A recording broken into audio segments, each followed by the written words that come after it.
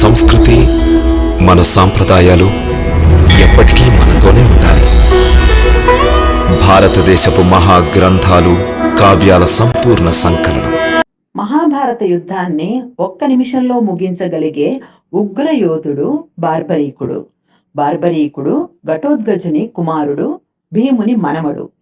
బార్బరీకుని తపస్సుకు మెచ్చి శివుడు 3 సూక్ష్మ బాణాలను, అగ్నిదేవుడు 3 లోకాలను జయించే విల్లును బహుకరిస్తారు.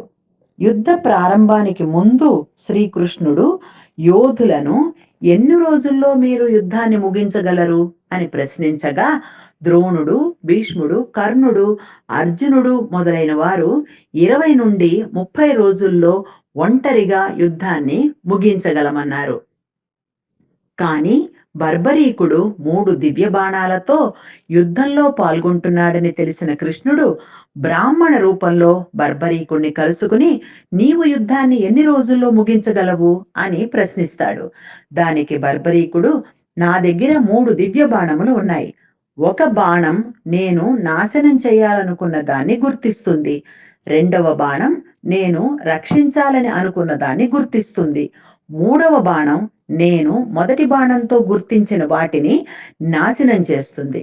ఈ ప్రకారంగా నేను 3 బాణాలతో యుద్ధాన్ని ముగిస్తానని గర్వంగా చెప్తాడు.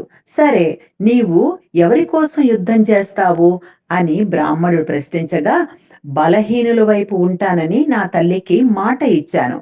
సైన్యంలో పాండవులు బలహీనంగా ఉన్నారు కాబట్టి నేను వారి వైపు ఉంటానని బర్బరీకుడు అంటాడు. అప్పుడు బ్రాహ్మడు, నువ్వు పాండవుల పక్షం ఉంటే కౌరవులను ఓడించాల్సి ఉంటుంది, కానీ నీవు భీష్ముని చంపలేవు. ఎందుకంటే భీష్ముడు ఇచ్ఛామృత్యువు వరం పొందాడు, అంటే ఆయన అనుకున్నప్పుడే మరణించగలడు. అందువల్ల కౌరవులు అప్పుడు బలహీనులు అవడంతో నువ్వు పాండవ పక్షం నుంచి కౌరవ పక్షం వైపుకు వెళ్ళి యుద్ధం చేయాల్సి ఉంటుంది. అప్పుడు పాండవులందరూ మరణిస్తారు అని చెప్పగా, బార్బరీకునికి తను ఎవరి పక్షం వహించినా అందరూ మరణిస్తారని అర్థమవుతుంది. దిక్కుతోచక బ్రాహ్మణుని మార్గనిర్దేశం చెయ్యమని వేడుకుంటాడు. ఆ బ్రాహ్మడు, నాకొక వరం కావాలి నీ దగ్గర నుంచి అని అడుగుతాడు. తీరుస్తానని చెప్పిన బార్బరీకుణ్ణి నీ తల ఇవ్వమని అడుగుతాడు బ్రాహ్మడు. బార్బరీకుడు బ్రాహ్మణుని మీ నిజస్వరూపం చూపమని అడగగా శ్రీకృష్ణుడు ప్రత్యక్షమవుతాడు. బార్బరీకుడు తన తలను కృష్ణుడికి దానంగా ఇవ్వడానికి సిద్ధపడతాడు, కానీ కురుక్షేత్ర యుద్ధం చూడాలని కోరుకున్నాడు. కృష్ణుడు బర్బరీకుని తలను యుద్ధభూమికి ఎదురుగా ఉన్న కొండపై ఉంచుతాడు.